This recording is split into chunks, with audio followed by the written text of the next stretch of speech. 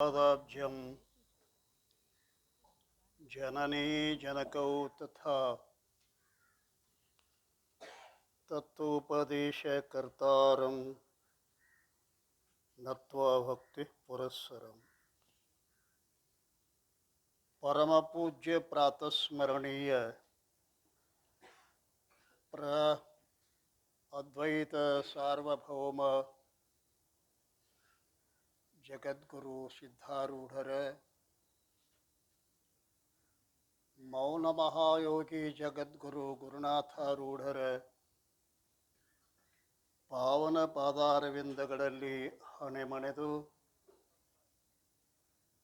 ಗ್ರಂಥಕರ್ತರಾದ ಸಾಧು ಶ್ರೀ ನಿಶ್ಚಲದಾಸಜಿ ಅವರ ಚರಣಾರವಿಂದಗಳಲ್ಲಿ ಅನಂತ ಪ್ರಣಾಮಗಳನ್ನು ಸಮರ್ಪಿಸಿ ಶ್ರೀಮಠದ ಧರ್ಮದರ್ಶಿಗಳಲ್ಲಿ ವಂದನೆಗಳನ್ನು ಸಮರ್ಪಿಸಿ ತಮ್ಮೆಲ್ಲರಿಗೆ ಅನಂತ ಶರಣಾರ್ಥಿಗಳು. ಆತ್ಮೀಯರೇ, ಜಗದ್ಗುರು ಸಿದ್ಧಾರೂಢರ ಕೃಪಾಛತ್ರದಲ್ಲಿ ನಡೆದುಕೊಂಡು ಬಂದಿರುವಂತಹ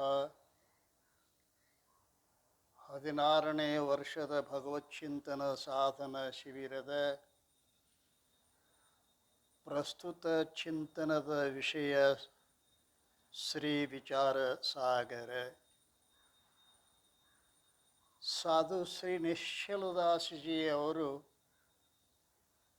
ಈ ಗ್ರಂಥಕ್ಕೆ ವಿಚಾರ ಸಾಗರ ಅಂತ ನಾಮಕರಣ ಮಾಡಿದ್ದಾರೆ. ವಿಚಾರ ಸಾಗರ ಅಂತ ನಾಮಕರಣವನ್ನು ಯಾಕೆ ಮಾಡಿದರು?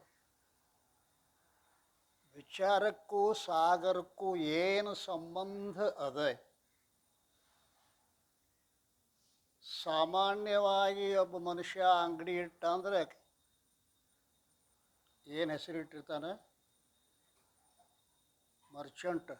ಯಾವ ಮರ್ಚೆಂಟ್? ಕಿರಾಣಿ ಮರ್ಚೆಂಟ್.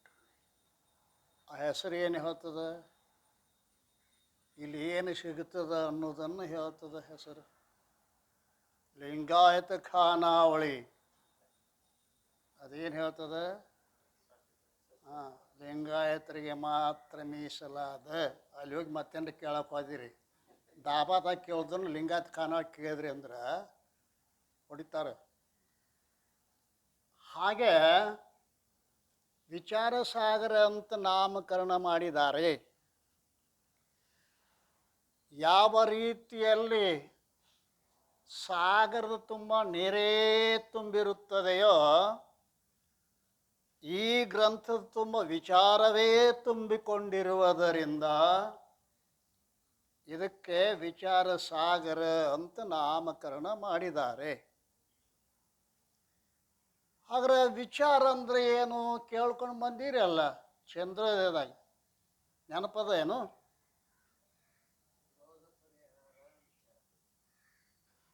ಮುಂದೆ ಮತ್ತೆ ಆತ್ಮ ಅನಾತ್ಮಗಳನ್ನು ಭಿನ್ನಪಡಿಸಿ ತಿಳಿಯುವ ತಿಳುವಳಿಕೆಗೇನೆ ವಿಚಾರ ಅಂತಾರೆ. ಅವಿನಾಶಿ ಆತ್ಮಾಚಲ ಜಗತಾತೈ ಪ್ರತಿಕೂಲ ಐಸೋ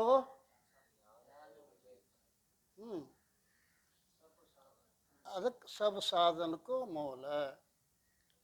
ವಿಚಾರ ಅಂದರೆ ಎದಕ್ಕಂತಾರ ಅಂತ ಕೇಳಿದ್ರೆ, ಆತ್ಮ ಅವಿನಾಶಿ ಅದಾನೆ, ಆತ್ಮನಿಗೆ ಭಿನ್ನವಾದದ್ದೆಲ್ಲ ನಾಶ ಉಳ್ಳದ್ದು, ವಿಕಾರ ಉಳ್ಳದ್ದು, ಹೀಗೆ ತಿಳಿಯೋದಕ್ಕೆ ವಿವೇಕ ಅಂತ ಕರೀತಾರೆ. ವಿಚಾರ ವಿವೇಕ ಎರಡೂ ಒಂದೇ ಪರ್ಯಾಯ ಶಬ್ದಗಳು.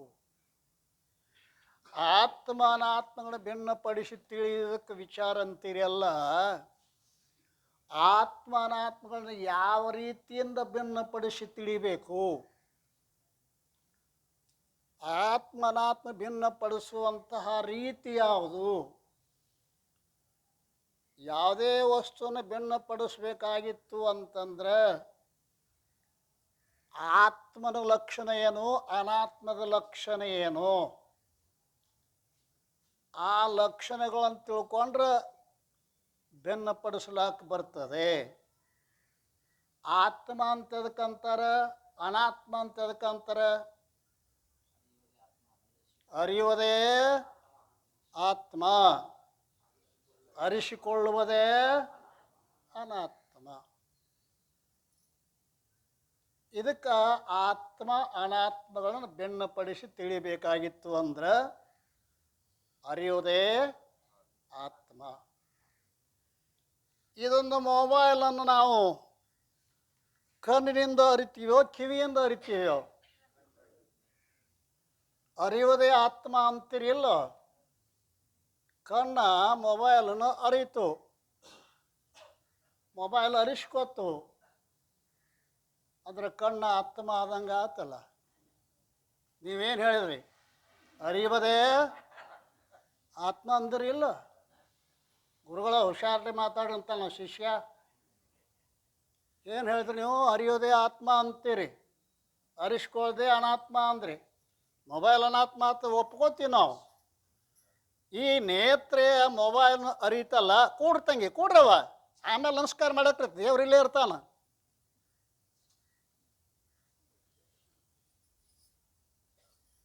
ಏನು ಹೇಳಕತ್ತೀನಿ? ಮೊಬೈಲ್ ಅನಾತ್ಮ ಆತು. ನೀವು ಅರಿದೇ ಆತ್ಮ ಅಂತಿರಲ್ಲ, ಕಣ್ಣು ಆತ್ಮ ಅಂತೇನೋ ಅಂತ ಕೇಳಿದರೆ ಅದು ಅರಿತಿರಬೇಕು, ಇನ್ನೊಂದರಿಂದ ಅರಿಸಿಕೊಂಡಿರಬಾರ್ದು. ಅದಕ್ಕೆ ಆತ್ಮ ಅಂತ. ಅರಿತಾ ಇರಬೇಕು, ಮತ್ತೊಂದರಿಂದ ಅರಿಸಿಕೊಂಡಿರಬಾರ್ದು. ನೇತ್ರ ಮೊಬೈಲಿನ ಅರಿತದ, ಪರಂತು ಮನಸ್ಸಿನ ಮೂಲಕವಾಗಿ ನೇತ್ರ ಅರಿಸ್ಕೊಳ್ತದೆ. ನನ್ನ ನೇತ್ರ ಸರಿ ಇಲ್ಲ, ಅಂಧತ್ವ ಮಂಧತ್ವ ಪಟುತ್ವಗಳನ್ನು ಮನಸ್ಸು ತಿಳಿತದೆ. ಈಗ ತಿಳಿಸ್ಕೊಂಡಿರ್ತಕ್ಕಂಥ ನೇತ್ರ ಅನಾತ್ಮ ಆತು, ಮನಸ್ಸೇನಾತು ಆತ್ಮನ ಜಾಗದಾಗ ಬಂತು. ಹಾಗಾದ್ರೆ ಆತ್ಮನೂ ಕೂಡ ಬುದ್ಧಿಯಿಂದ ತಿಳಿಸ್ಕೊತದ. ನನ್ನ ಯಾವುದು ಮನಸ್ಸು ಕೂಡ ಬುದ್ಧಿಯಿಂದ ತಿಳಿಸ್ಕೊತದ. ನನ್ನ ಮನಸ್ಸಿಗೆ ಭಾಳ ನೋವಾಗೈತೆ ಅಂತ ತಿಳಿದು ಹೇಳ್ತಾನೋ ತಿಳಿದಾರ ಹೇಳ್ತಾನೋ? ತಿಳಿದ ಹೇಳ್ತಾನಲ್ಲ. ಹಾಗಾದ್ರೆ ಮನಸ್ಸಿಗೆ ಏನಾಯ್ತು ಅಂತ ಕೇಳಿದ್ರೆ ಅರಿಸ್ಕೊತು, ಬುದ್ಧಿ ಅರಿತು. ಹಾಗಾದ್ರೆ ಬುದ್ಧಿನೂ ಕೂಡ ಅರಿಸ್ಕೊತದನ ಇಲ್ರಿ? ಬುದ್ಧಿ ಹ್ಯಾಂಗೆ ಅರಿಸ್ಕೊತದ? ಬುದ್ಧಿ ಹ್ಯಾಂಗೆ ಅರಿಸ್ಕೊತದ? ಯಾವುದರಿಂದ ಅರಿಸ್ಕೊತದ ಬುದ್ಧಿ? ಬುದ್ಧಿ ಅರಿಸ್ಕೊತದ ಹೇಳ್ತೀರಿ ಬರೋಬರಿ. ಬುದ್ಧಿ ಯಾವುದರಿಂದ ಹ್ಯಾಂಗೆ ಅರಿಸ್ಕೊತದ? ನಿಮ್ಮ ಶಾಸ್ತ್ರ ನಮ್ಮ ಬುದ್ಧಿಗೆ ತಿಳಿಯವಲ್ದ್ರಿ ಅಂತೀರಲ್ಲ, ಎದಕ್ಕೆ ತಿಳಿವಲ್ದು? ತಿಳಿದ ಹಾಕ್ತೀರ ಅದನ್ನು ಬುದ್ಧಿಯನ್ನು. ನಿಮ್ಮ ಬುದ್ಧಿ ಕೆಪಾಸಿಟಿ ಎಷ್ಟು ಐತೆ ಅನ್ನೋದು ಗೊತ್ತಾಗತ್ತಿಲ್ಲ. ತಿಳಿವಲ್ದಂತೀರಲ್ಲ, ಯಾವುದಕ್ಕೆ? ಬುದ್ಧಿಗೆ. ಬುದ್ಧಿಗೆ ತಿಳಿದಿಲ್ಲ ಅಂತಂದ್ರೆ ಬುದ್ಧಿ ಏನದಂಗೆ ಆತೀಗ? ಅರಿಸ್ಕೊತು. ಯಾವುದರಿಂದ ಅರಿಸ್ಕೊತು? ಬುದ್ಧಿಯನ್ನು ಅರಿತಕ್ಕಂಥ ಒಂದು ಅರಿವು ಐತೆ ಅಂದಂಗೆ ಆತಲ್ಲ, ಅದಲ್ರಿ? ಆ ಬುದ್ಧಿಯನ್ನು ಅರಿತಕ್ಕಂಥ ಒಂದು ಅರಿವು ಅದ. ಇನ್ನೊಂದು ರೀತಿಯಿಂದ ಬುದ್ಧಿ ಜಾಗ್ರ ಸ್ವಪ್ನದಾಗಿರ್ತದೆ, ಸುಸುಪ್ತಿಯೊಳಗೆ ಇರುವುದಿಲ್ಲ. ಜಾಗ್ರ ಸ್ವಪ್ನದಲ್ಲಿ ಬುದ್ಧಿಯ ಭಾವವನ್ನು, ಸುಸುಪ್ತಿಯಲ್ಲಿ ಬುದ್ಧಿಯ ಅಭಾವವನ್ನು ಅರಿತದ ಇಲ್ಲ ನೀವು? ಗೊತ್ತಾಗೈತಿ ಇಲ್ಲ? ಈ ಜಾಗ್ರದಲ್ಲಿ ಸ್ವಪ್ನದಲ್ಲಿ ಬುದ್ಧಿಯನ್ನು ಇರ್ತದ ರೀ, ಸುಸುಪ್ತಿಯಲ್ಲಿ ಬುದ್ಧಿಯ ಅಭಾವ ಇರ್ತದೆ. ಈ ಬುದ್ಧಿಯ ಭಾವ ಅಭಾವಗಳನ್ನು ಅರಿತಕ್ಕಂಥದ್ದು ಈ ಬುದ್ಧಿಗಿಂತಲೂ ಬೇರೆ ಒಂದು ಅರಿವು ಇರಬೇಕಲ್ಲ. ಅದಕ್ಕೆ ಆತ್ಮ ಅಂತ ಕರೀತಾರೆ. ಬುದ್ಧಿಯನ್ನು ಅರಿತಕ್ಕಂಥ ಯಾವ ಅರಿವು ಐತಲ್ಲ ಅದಕ್ಕೆ ಅಂತಾರೆ ಆತ್ಮ ಅಂತ ಕರೀತಾರೆ. ಈ ಮೊಬೈಲ ಕಣ್ಣಿನಿಂದ ಅರಿಸ್ಕೊಂತು, ಕಣ್ಣು ಮನಸ್ಸಿಂದ ಅರಿಸ್ಕೊಂತು, ಮನಸ್ಸು ಬುದ್ಧಿಯಿಂದ ಅರಿಸ್ಕೊಂತು, ಬುದ್ಧಿ ಆತ್ಮನಿಂದ ಅರಿಸ್ಕೊಂತು. ಆತ್ಮನನ್ನು ಯಾವುದಾದ್ರೂ ಅರಿಯೋದು ಜಗತ್ತಿನಾಗ ಅದ ಏನೋ? ಎಲ್ಲವನ್ನು ಅರಿತಿರಬೇಕು, ಯಾವುದರಿಂದ ಅರಿಸಿಕೊಂಡಿರಬಾರದು, ಅದಕ್ಕೆ ಆತ್ಮ ಅಂತ ಕರೀತಾರೆ. ಈಗ ಬುದ್ಧಿಯನ್ನು ಅರಿತಕ್ಕಂಥ ಅರುರೂಪವಾದ ಆತ್ಮ ಏನದಾನಲ್ಲ ಅದಲ್ರಿ. ಇನ್ನೊಂದು ರೀತಿಯಿಂದ ಜಾಗ್ರತನ್ನು ಆತ್ಮನೇ ಪ್ರಕಾಶ ಮಾಡ್ತಾನೆ, ಸ್ವಪ್ನವನ್ನು ಆತ್ಮನೇ ಪ್ರಕಾಶ ಮಾಡ್ತಾನೆ, ಸುಷುಪ್ತಿಯನ್ನು ಅದಲ್ಲ ಮೂರು ಅವಸ್ಥೆಗಳಲ್ಲಿ ತೋರುವ ಕೀಳವನು ಬೇರಿಟ್ಟರಿಯುವುದಾಗಿ ಮೀರಬಾರದ ಚಿತ್ತೇ ನಿನ್ನ ನಿಜ. ಈ ಮೂರು ಅವಸ್ಥೆಗಳನ್ನ ಅರಿತಾನೆ. ಹ್ಯಾಂಗೆ ಅರಿತಾನೆ? ಜಾಗ್ರತವನ್ನು ಅರಿಬೇಕಾದ್ರೆ ಇಂದ್ರಿಯ ಅಂತಃಕರಣಗಳ ಸಹಾಯದಿಂದ ಅರಿತಾನೆ. ಹೌದಲ್ರಿ? ಮತ್ತು ಜಾಗೃತ ಪ್ರಪಂಚನ ಅರಿಬೇಕಾಗಿತ್ತು ಅಂತಂದ್ರೆ ಆತ್ಮನೇ ಅರಿತಾನ, ಪರಂತು ಇಂದ್ರಿಯ ಮತ್ತು ಅಂತಃಕರಣದ ಸಹಾಯದಿಂದ. ವಿದ್ಯುತ್ತನೇ ಬೆಳಕ ಕೊಡ್ತತಿ ವಿನಃ ವಿದ್ಯುತ್ ಬಿಟ್ಟು ಮತ್ತೊಂದು ಬೆಳಕ ಕೊಡೋದು ಯಾವುದು ಇಲ್ಲ. ಪರಂತು ಆ ವಿದ್ಯುತ್ತು ಬಲ್ಬಿನ ಮೂಲಕವಾಗಿ, ಹಾಗೆ 5 ಬಲ್ಬ್ಗಳದಾವ ನಿಮಗೆ ಅದಾವ ಇಲ್ಲ? ವಿದ್ಯುತ್ ಅನ್ನುವಂಥ ಕರೆಂಟ್ ಆತ್ಮ ಹೆಂಗದಾನ ಅಂತ ಕೇಳಿದ್ರೆ ಈ ಇಂದ್ರಿಯ ಅಂತಃಕರಣಗಳ ಸಹಾಯದಿಂದ ಜಾಗೃತ ಪ್ರಪಂಚವನ್ನು ಅರಿತಾನೆ. ಸ್ವಪ್ನ ಪ್ರಪಂಚವನ್ನು ಇಂದ್ರಿಯಗಳಿಲ್ಲ, ಅಲ್ಲಿ ಅಂತಃಕರಣ ಮಾತ್ರದಿಂದ ಅರಿತಾನೆ ಸ್ವಪ್ನ ಪ್ರಪಂಚವನ್ನೇ. ಅಲ್ರಿ ಸ್ವಪ್ನಾಗ ಓಡಾಕೈತಾನ ಅಂತೀರಲ್ಲ, ಕಾಲ್ದು ಹೆಂಗೆ ಓಡ್ತಾನವ? ಅದಾವಿಲ್ಲ, ಕಾಲು ಓಡಾಕೈತಾನ ಸ್ವಪ್ನದಾಗ. ಅಂದ್ರೆ ಕಾಲು ಇಲ್ದ ಹೆಂಗೆ ಓಡಾಕ್ ಬರ್ತೈತ್ರಿ? ಕಾಲು ಅದಾವ ಇಲ್ಲ ಅಲ್ಲಿ? ಅದಾವಂದ್ರೂ ಕೂಡ ಅಲ್ಲಿ ಪ್ರಾತಿಭಾಷಿಕ ಕಾಲಗಳದಾವ, ವ್ಯಾವಹಾರಿಕ ಕಾಲ ಹಾಸಿಯಾಗಿ ಬಿದ್ದಾವ. ಇವು ವ್ಯಾವಹಾರಿಕ ಕಾಲಲ್ಲಿ ಹಾಸಿಯಾಗಿ ಬಿದ್ದಾವ, ಅಲ್ಲಿ ಓಡಾಕತ್ಯಾವಲ್ಲ ಅವು ಯಾವ ಕಾಲಗಳು? ಅಂದರೆ ಅಲ್ಲಿ ಇಂದ್ರಿಯಗಳು ಪ್ರಾತಿಭಾಷಿಕ ಅದಾವೆ. ಕೇವಲ ಅಂತಃಕರಣ ಮಾತ್ರದಿಂದ ಸ್ವಪ್ನ ಪ್ರಪಂಚವನ್ನು ಅರಿತಾನೆ. ಸುಷುಪ್ತಿ ಅವಸ್ಥೆಯನ್ನು ಯಾವ ರೀತಿಯಾಗಿ ಅರಿತಾನೆ? ಅವಿದ್ಯಾವೃತ್ತಿಯ ಮೂಲಕವಾಗಿ ಸುಷುಪ್ತಿಯನ್ನು ಅರಿತಾನಂತೇಳಿ ಮುಂಜಾನೆ ಎದ್ದ ಕೂಡಲೇ ಏನೊಂದುವರೆದೆ ಸುಖವಾಗಿ ಮಲಗಿದ್ದೆ ಅಂತ ಹೇಳ್ತಾನೆ ಇಲ್ರಿ. ಹೇಳ್ತಾನಂದ ಬಳಿಕ ಅರ್ಥಾನ ಸುಷುಪ್ತಿಯನ್ನು ಯಾವುದರ ಮೂಲಕವಾಗಿ ಪ್ರಕಾಶ ಮಾಡ್ಯಾನ ಅಂದ್ಕ್ಯಾರ? ಅವಿದ್ಯೆ ಸುಷುಪ್ತಿ ಅವಸ್ಥೆಯಲ್ಲಿರುವ ಅವಿದ್ಯೆ ಜಾಗೃತಿನಲ್ಲಿ ಕಾರ್ಯರೂಪವಾದ ಅಂತಃಕರಣವಾಗಿ ಅವಿದ್ಯಾ ರೂಪದಿಂದ ಯಾವ ಕರ್ಣದಿಂದ ಅರಿತಿತ್ತೋ ಅದು ಈಗ ಅಂತಃಕರಣ ಆಗಿ ಏನು ಮಾಡ್ತದ ಅಂತ ಕೇಳಿದ್ರೆ ಹೇಳ್ತದ, ಸುಖವಾಗಿ ಮಲಗಿದ್ದೆ ಅಂದ ಬಳಿಕ ಈ 3 ಅವಸ್ಥೆಗಳನ್ನ ಅರಿತಕ್ಕಂಥವಿಗೆ ಆತ್ಮ ಅಂತ ಕರೀತಾರೆ. ನಾವೀಗೇನು ಮಾಡಕತ್ತೀವಿ? ಆತ್ಮ ಅನಾತ್ಮಗಳನ್ನ ಭಿನ್ನಪಡಿಸಿ ತಿಳಿಯುವ ತಿಳುವಳಿಕೆಗೇನೆ ವಿಚಾರ ಸಾಗರ ಸಲುವಾಗಿ ನಾವು ವಿಚಾರ ಅಂದ್ರೆ ಏನು ಅನ್ನೋದು ವಿಚಾರ ಮಾಡಕತ್ತೀವಲ್ಲ, ಆ ವಿಚಾರ ಅಂತ ಕೇಳಿದ್ರೆ ಎಲ್ಲವನ್ನೂ ಅರಿತಿರಬೇಕು, ಇನ್ನೊಂದರಿಂದ ಅರಿಸಿಕೊಂಡಿರಬಾರದು.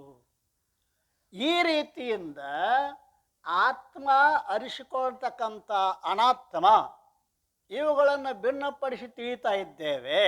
ಇದಕ್ಕೆ ವಿವೇಕ ಅಂತಲೂ ಕೂಡ ಕರೀತಾ ಇದ್ದಾರೆ. ಈ ವಿವೇಕವನ್ನು ಚಂದ್ರೋದಯದಾಗ ಕೇಳ್ಕೊಂಬಂದ್ರಿ. ಎಷ್ಟು ಪ್ರಕಾರದ ವಿವೇಕ? ದೃಗ್ದೃಶ್ಯ ವಿವೇಕ, ಅವಸ್ಥಾತ್ರಯ ವಿವೇಕ, ಪಂಚಕೋಶ ವಿವೇಕ. ವಿವೇಕ ಅದಾವಿಲ್ರಿ ಇವೆಲ್ಲ ಚಂದ್ರೋದಯ ಅಂದ್ರೆ ಅದು ಮೂಲ ನಮಗೇನು ಮೆಟ್ಟಿಲಿದ್ದಂಗೆ, ಅದು ಪಾಯ ಇದ್ದಂಗೆ ಅದು. ಏನ್ರಿ, ಚಂದ್ರೋದಯದೊಳಗೆ ವಿವೇಕವನ್ನು ಸಾಕಷ್ಟು ಪ್ರಕಾರವಾಗಿ ಹೇಳ್ಕೊಂಬಂದ ನಾವು.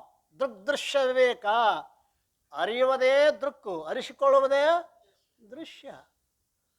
ಇನ್ನು 3 ಅವಸ್ಥೆಗಳನ್ನ ಅರಿತಕ್ಕಂಥದ್ದೇನದ ಅಂತ ಕೇಳಿದ್ರೆ ಅದು ಆತ್ಮ. ಮೂರು ಅವಸ್ಥೆಗಳು ಅನಾತ್ಮ. ಈ ರೀತಿಯಾಗಿ ಇನ್ನು ಪಂಚಕೋಶಗಳು ಅನ್ನಮಯ, ಪ್ರಾಣಮಯ, ಮನೋಮಯ, ವಿಜ್ಞಾನಮಯ, ಆನಂದಮಯ. ಈ ಪಂಚಕೋಶಗಳನ್ನು ಅರಿತಕ್ಕಂಥವ ಯಾವುದಾನ ಅಂತ ಕೇಳ ಆತ್ಮ.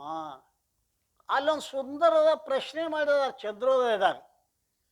ಅಲ್ರಿ, ಪಂಚಕೋಶಗಳೇ ಅನುಭವಕ್ಕೆ ಬರ್ತಾವ ವಿನಃ ಆತ್ಮನ ಅನುಭವಕ್ಕೆ ಬರವಲ್ದಲ್ಲ. ನೀವು ಆತ್ಮನ ತಿಳ್ಸಾಕ್ ಹೊಂಟಿರಿ. ಪಂಚಕೋಶಗಳು ತಿಳಿದು ನಮಗೆ. ಅನ್ನಮಯ ಕೋಶ ಅಂದ್ರೆ ಏನು ಹೇಳಿದ್ರಿ, ಪ್ರಾಣಮಯ ಕೋಶ ಅಂದ್ರೆ ಏನು ಹೇಳಿದ್ರಿ, ಅದಲ್ರಿ. ಆಮೇಲತ್ತ ಮನೋಮಯ ಕೋಶ ಅಂದ್ರೆ ಏನು ಹೇಳಿದ್ರಿ, ಗೊತ್ತಾಗ್ತದು. ಆ ಬಳಿಕ ವಿಜ್ಞಾನಮಯ ಕೋಶ ಅಂದ್ರೆ ಏನು ಹೇಳಿದ್ರಿ, ಅದು ಗೊತ್ತಾಯ್ತು. ಆನಂದಮಯ ಕೋಶ ಹೇಳಿದ್ರೆ ಅದು ಗೊತ್ತಾಯ್ತು, ಅದಲ್ರಿ. ಇದ್ರಾಗ ಆತ್ಮನ ಸುದ್ದಿನ ಬರುವಲ್ಲ ಅಂತ ಕೇಳಿದ್ರೆ, ತಮ್ಮ ಪಂಚಕೋಶಗಳನ್ನು ಯಾವುದು ಅನುಭವ ಮಾಡಿರ್ತದೆಯೋ ಅದೇ ಆತ್ಮ ಅಂತ ತಿಳ್ಕೊ, ಅದಲ್ರಿ. ಈ ರೀತಿಯಿಂದ ಪಂಚಕೋಶ ವಿವೇಕ, ಆತ್ಮ ದೃಶ್ಯ ವಿವೇಕ, ಇವೆಲ್ಲ ವಿವೇಕಗಳನ್ನು ನಾವು ಚಿಂತನೆ ಮಾಡ್ತಾ ಇದ್ದೀವಲ್ಲ, ಅದಕ್ಕೆ ಇಲ್ಲೇ ವಿಚಾರದ ಸಾಗರ ಅಂತ. ಸಾಗರ ತುಂಬ ಹೇಗೆ ನೀರೇ ಇರ್ತದನೋ, 7 ತರಂಗ ಪೂರ್ವಕವಾಗಿ ಇಲ್ಲಿರ್ತಕ್ಕಂಥ ಸಮಸ್ತ ವಿಚಾರ ಸಾಗರದೊಳಗೆ ಏನದ ಅಂತ ಕೇಳ, ಆ ಸಾಗರದೊಳಗೆ ವಿಚಾರವೇ ತುಂಬಿಕೊಂಡಿರುವುದರಿಂದ ಇದಕ್ಕೆ ನಾವು ವಿಚಾರ ಸಾಗರ ಅಂತ ನಾಮಕರಣ ಮಾಡಿದ್ದೀವಿ. ಅಲ್ಲಿ ಏನು ಮಾಡ್ತಾರ ಅಂತ ಕೇಳ, ಮಂಗಲ್ ಮಾಡ್ತಾ ಇದ್ದಾರೆ. ಮಂಗಲ್ ಅಂದ್ರೆ ಏನು?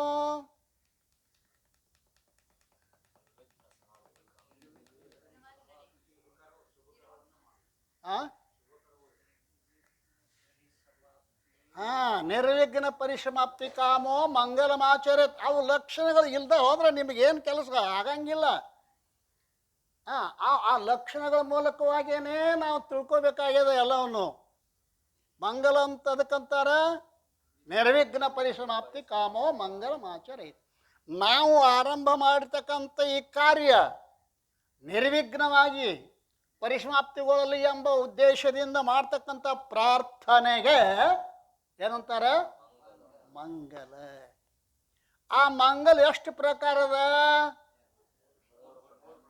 ಯಾವ್ಯಾವ?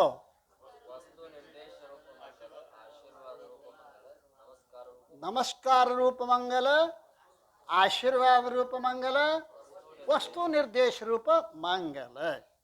ನಾವು ಆ ಪರಮಾನುಭವ ಬೋಧೆಯಲ್ಲಿ ನಮಸ್ಕಾರ ರೂಪ ಮಂಗಲ ಸಿಗ್ತದೆ. ಶ್ರೀ ಮಹಾದೇವಂಗೆ ಸೋಮಂಗೆ ಸುಖಪೂರ್ಣ, ಧಾಮಂಗೆ ಸತ್ಯ ಚಿದ್ರೂಪಂಗೆ, ಕಾಮಿತ ಜನ ಕಲ್ಪ ಭೂಜಂಗೆ, ಶಂಭುವಿಂಗಾಮೋದದಿಂದ ವಂದಿಸುವೆನು ಆಯ್ತಲ್ಲ. ಇದು ನಮಸ್ಕಾರ ರೂಪ ಮಂಗಲ.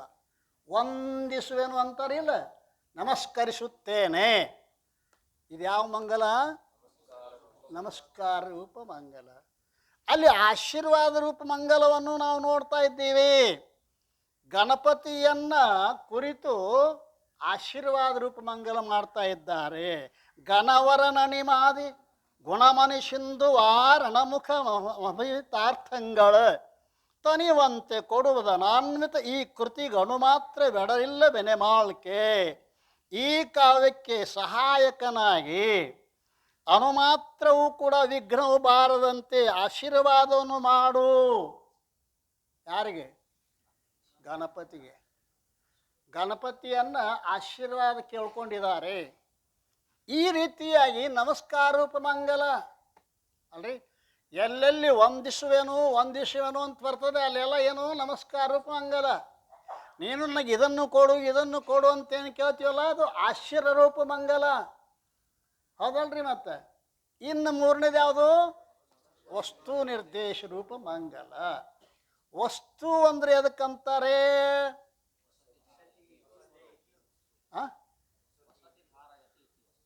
ವಸತಿ. ಸಮಸ್ತ ಪ್ರಪಂಚಲ್ಲ ಯಾವುದನ್ನು ಆಶ್ರಯಿಸಿಕೊಂಡಿರಬಹುದೋ ಅದಕ್ಕೆ ವಸ್ತು. ಕೆಳಗೆ ಟಿಪ್ಪಣಿಯೊಳಗೆ ಏನು ಹೇಳ್ಯಾರ? ಆ ವಸ್ತು ಅನ್ಕ ನಿರ್ಗುಣ ವಸ್ತು. ಆ ಎರಡು ಪ್ರಕಾರ ವಸ್ತುಗಳದ, ಒಂದು ಸಗುಣ, ಇನ್ನೊಂದು ನಿರ್ಗುಣ. ಸಗುಣ ನಿರ್ಗುಣ ಎಂಬೆರಡು ರೂಪಿಂದೀಶ ಅಗಣಿತ ಸಿದ್ಧಿ ಮುಕ್ತಿಗಳನ್ನು ಬಗೆಯ ಭೇದವನ್ನಿರ್ದೀವುದು ನಿಜವೆಂದು ನಿಗಮಾಗಮಾದಿಗಳು ಅರೆಬವು. ನಿಜಗುಣ ಶಿವಿಗಳು. ಸಗುಣ ನಿರ್ಗುಣವೆಂಬೆರಡು ರೂಪಿಂದೀಶ, ಪರಮಾತ್ಮನೂ ಸಗುಣ ರೂಪನೂ ಅದಾನ, ನಿರ್ಗುಣ ರೂಪನೂ ಅದಾನೆ. ಅವೆರಡು ಬೇರೆ ಬೇರೆ ಅಲ್ಲ. ಒಂದು ರೂಪಾಯಿಗೆ ಒಂದ ಮಗ್ಲು ಇರ್ತೈತೆ, ಎರಡು ಮಗ್ಲು ಇರ್ತಾವ. ಎರಡು ಮಗ್ಲು ಕೂಡ್ಸಿ ರೂಪಾಯಿ ಅಂತೀರೋ ಏನು? ಇದಕ್ಕೊಂದು ರೂಪಾಯಿ, ಇದಕ್ಕೊಂದು ₹2 ಹಿಂಗೆ ಅಂತೀರೋ? ಎರಡು ಕೂಡಿಸಿ ಹಂಗೆ ಅದಕ್ಕೆ ರೂಪಾಯಿ ಅಂತೀರಲ್ಲ. ಆ ಒಬ್ಬ ಪರಮಾತ್ಮನೇ ಸಗುಣನೂ ಆಗಿದ್ದಾನೆ, ಅವನೇ ನಿರ್ಗುಣನೂ ಆಗಿದ್ದಾನೆ. ನೀರ ನಿರಾಕಾರದ, ನೀರ ನಿರಾಕಾರದ, ಪರಂತು ಘನೀಭಾವವನ್ನು ಕೂಡ ಹೊಂದುತ್ತದ ಅದ ನೀರು. ಆಗ್ತದ ಇಲ್ರಿ? ಫ್ರಿಜ್ನಾಗ ಇಟ್ಟರಿ ಇಲ್ಲ? ಹಾಂ, ಘನೀಭಾವ ಅಂತದ. ಅಂದ್ರೆ ಒಂದು ಘನೀಭಾವ, ಒಂದು ಎರಡು ಅದಾವನು ನೀರು. ನೀರು ಹೆಂಗೆ ಒಂದೇ ಎರಡು ಪ್ರಕಾರ ಆಗ್ಯದನೋ ಭಗವಂತ ಒಬ್ಬನೇ ಅದಾನೆ. ಇಲ್ಲಿ ಉಪಾಸಕರ ರೀತಿಯಲ್ಲಿ ಎರಡು ಪ್ರಕಾರ ಆಗಿದ್ದಾನೆ, ಸಗುಣ ನಿರ್ಗುಣ. ಸಗುಣ ನಿರ್ಗುಣವೆಂಬೆರಡು ರೂಪಿಂದೀಶ ಅಗಣಿತ ಸಿದ್ಧಿ ಮುಕ್ತಿಗಳನ್ನು ಎರಡು ಗಿರಾಕಿದಾವನು ಮುಂದೆ. ಒಂದು ಸಿದ್ಧಿ ಬೇಡಾಕತೈತಿ, ಒಂದು ಮುಕ್ತಿ ಬೇಡಾಕತೈತಿ. ಎರಡು ಗಿರಾಕಿದಾವ, ಹೌದಲ್ರಿ? ಒಂದು ಸಿದ್ಧಿಯನ್ನು ಬೇಡೋದು ಯಾವುದಿದು? ಸಗುಣ. ಸಿದ್ಧಿಯನ್ನು ಕೊಡ್ತಕ್ಕಂಥ ಸಗುಣ ಪರಮಾತ್ಮ. ನನಗೆ ಅದು ಬೇಕು ಇದು ಬೇಕು ಅಂತೇನ ಸಾವಿರಾರು ಮಂದಿ ಹೋಗ್ತಾರೆ. ಅದಕ್ಕೆ ಹೋಗ್ತಾರೆ ಗುಡಿಗೆ, ಬೇಡಕ್ಕೆ ಹೋಗ್ತಾರೆ, ಮತ್ತೆ ಅದಕ್ಕೆ ಹೋಗ್ತಾರೆ. ನೀ ಹೆಂಗದಿಪ್ಪ ಅಂತ ಕೇಳಕ್ಕೆ ಹೋಗ್ತಾರೇನೋ ಅವ್ರ್ಯಾರು? ಹಂಗದಿಪ್ಪ ಸಿದ್ಧಾರೂಢ ಅಂತ ಕೇಳಕ್ಕೆ ಹೋಗ್ತೀರ? ಅದನ್ನು ಕೊಡು ಇದನ್ನು ಕೊಡು ಅಲ್ರಿ. ಆ ರೀತಿಯಾಗಿ ಸಗುಣ ಪರಮಾತ್ಮ ಸಿದ್ಧಿಗಳನ್ನು ಕೊಡ್ತಾನ, ನಿರ್ಗುಣ ಪರಮಾತ್ಮ ಮೋಕ್ಷ. ಇಲ್ಲಿ ಮೋಕ್ಷದಾಯಕನಾಗಿರುವ ನಿರ್ಗುಣ ಪರಮಾತ್ಮನ ಮಂಗಲ, ವಸ್ತು ನಿರ್ದೇಶ ರೂಪ ಮಂಗಲ ಅಂತ ಕರೆದಾರೆ. ಈ ರೀತಿಯಾಗಿ ಮಂಗಲ ಟೀಕಾ ಬರೀತಾ ಇದ್ದಾರಲ್ಲ, ಅದಲ್ರಿ. ಇಂತಹ ಯಾವ ಮಂಗಲವನ್ನು ಆರಂಭ ಮಾಡ್ತಾ ಇದ್ದಾರೆ. ಯಾಕೆ ಅಂದ್ಕರ ನಿಶ್ಚಲ್ಲಾಸರು ವಿಶೇಷವಾದ ಈ ವಿಚಾರ ಸಾಗರ ಎಂಬ ಗ್ರಂಥವನ್ನು ನಾನು ಆರಂಭ ಮಾಡ್ತಾ ಇದ್ದೇನೆ. ಹೇ ಭಗವಂತ, ಇದು ನಿರ್ವಿಘ್ನವಾಗಿ ಅಲ್ರಿ ಕೇಳುವವ್ರ ಮನಸ್ಸು ಅಗಳ್ಯಾಡ್ಲಾರ್ದಂಗೆ ಮತ್ತೆ ಮತ್ತೆ ನೀವು ಹೇಳ್ತಿರ್ತಾನ, ಆ ಮನೆಗೆ ಹೋಗಿರ್ತಾನೆ ಕೇಳೋ ಶಿಷ್ಯ ಅಲ್ರಿ. ಹಂಗಾಗಬಾರ್ದು ಅಂತಂದ್ರೆ ಕೇಳುವವರ ಮನಸ್ಸು ಅಗಳ್ಯಾಡಲಾರ್ದಂತೆ ಹೇ ಭಗವಂತ ನೀನು ಕೃಪೆ ಮಾಡುವಂತ ಇಲ್ಲಿ ಮಂಗಲ ಮಾಡ್ತಾ ಇದ್ದಾರೆ. ಜೋ ಸುಖ ನಿತ್ಯ ಪ್ರಕಾಶ ವಿಭೂ ನಾಮ ರೂಪ ಆಧಾರ್ ಮತಿ ನ ಲಖೈ ಜಿಹಿ ಮತಿ ಲಖೈ ಸೋಮೈ ಶುದ್ಧ ಅಪಾರ. ಸೋಮೈ ಶುದ್ಧ ಅಪಾರ. ಟೀಕಾಕ್ ಬರ್ರಿ, ಏನಂತಾರೆ ಟೀಕಾದಾಗ? ಸೋಮೈ ಹೋ, ಅದುವೇ ನಾನು ಇರುತ್ತೇನೆ. ಅದುವೇ ಅಂದ್ರೆ ಯಾವುದದು? ಅದುವೇ ಅಂದ್ರೆ ಯಾವುದದು? ಅದುವೇ ನಾನು ಇರುತ್ತೇನೆ. ಅದುವೇ ಅಂದ್ರೆ ಯಾವುದದು? 8 ಲಕ್ಷಣಗಳ ಮೂಲಕವಾಗಿ ಯಾವ ಪರಬ್ರಹ್ಮವನ್ನು ಹೇಳಿದ್ರೋ ಆ ಪರಬ್ರಹ್ಮವೇ ನಾನು. 8 ಲಕ್ಷಣದ ಎನಿಸಿರನಿಲ್ಲ. ಸುಖ, ನಿತ್ಯ, ಪ್ರಕಾಶ, ವಿಭು, ನಾಮರೂಪಕ ಆಧಾರ, ಮತಿ ನ ಲಖೈ ಜಿಹಿ ಮತಿ ಲಖೈ ಸೋ ಶುದ್ಧ ಮತ್ತು ಅಪಾರ. ಅಲ್ಲಿ ಅಂಕಿ ಹಾಕ್ಯಾರ ನೋಡ್ರಿ. ಅಂಕಿ ಯಾಕೆ ಮಸಿ ಹೆಚ್ಚಾಗಿ ಅಂಕಿ ಹಾಕಿರೋದಿಲ್ಲ ಅವರು. ಅಂಕಿ ಹಾಕ್ಯಾರಿಲ್ಲ. 1 2 3 4 5 6 7 8 ಅದಾವಲ್ಲ ಅಂಕೆ. ಈ 8 ಲಕ್ಷಣಗಳಿಂದ ಯಾವ ನಿರ್ಗುಣ ಪರಮಾತ್ಮನ ನಾನು ನೀವು ಹೇಳಿದ್ದೀರೋ ಆ ನಿರ್ಗುಣ ಪರಮಾತ್ಮನೇ ಸೋಮೈ ಹೋ, ಅದುವೇ ನಾನು ಇದ್ದೇನೆ. ಆ 8 ಲಕ್ಷಣಗಳನ್ನು ಇಂದ ಹೇಳಿಸಿಕೊಂಡಿರ್ತಕ್ಕಂಥ ಯಾವ ಪರಬ್ರಹ್ಮ ಚೈತನ್ಯ ಉಂಟೋ ಅದುವೇ ನಾನು ಇದ್ದೇನೆ. ಟಿಪ್ಪಣಿ ಯಾವುದದು? ಮೂರನೇ ಟಿಪ್ಪಣಿ ಏನು ಅದೇ? ಮೂರನೇ ಟಿಪ್ಪಣಿ ಅದ ಇಲ್ಲ? ಅಲ್ಲಿ ಅನ್ವಯ ಇರುತ್ತದೆ ಅಂತ. ನಾವು ಅನ್ವಯ ಅಂದರೆ ಎರಡು ಪದಗಳಿಗೆ ಸಂಬಂಧವನ್ನು ಜೋಡಿಸ್ತಕ್ಕಂಥದ್ದಕ್ಕೆ ಏನಂತಾರೆ? ಅನ್ವಯ ಅಂತಾರೆ. ಎರಡು ಪದಗಳು, ಅವು ಎರಡು ಪದಗಳು ಯಾವುವು ಅಂತ ಕೇಳಿದರೆ, ಆ 8 ಲಕ್ಷಣದಿಂದ ಯಾವ ನೀವು ಪರಬ್ರಹ್ಮದ ಸ್ವರೂಪವನ್ನು ಹೇಳಿದ್ದೀರಿಯೋ ಅದುವೇ ನಾನು. ನನಗೂ ಪರಬ್ರಹ್ಮಕ್ಕೂ ಏನದ? ಅನ್ವಯ ಅದ, ಸಂಬಂಧ ಅದ. ಆ ಸಂಬಂಧವು ಪರಬ್ರಹ್ಮಕ್ಕೂ ಅಲ್ರಿ, ಜೀವೋ ಬ್ರಹ್ಮ ಇವನಾಪರಃ, ಜೀವನಿಗೂ ಬ್ರಹ್ಮನಿಗೂ ಏನದ? ಅಭೇದ ಅದ, ಅಭೇದದ. ಅದನ್ನಿಲ್ಲಿ ತಿಳಿಸ್ಕೊಡ್ತಾ ಇದ್ದಾರೆ. ಅನ್ವಯ ಇರುತ್ತದೆ. ಹೀಗೆ ಹೇಳುವುದರಿಂದ ಮಹಾವಾಕ್ಯದ ಅರ್ಥರೂಪವಾದ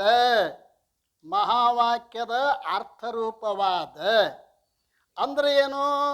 ಮಹಾವಾಕ್ಯದ ಅರ್ಥರೂಪವಾಗಿರ್ತಕ್ಕಂಥದ್ದು ಏನು ಅಂತ ಕೇಳಿದ್ರೆ, ಮಹಾವಾಕ್ಯಗಳು ಏನು ಹೇಳ್ತಾವ?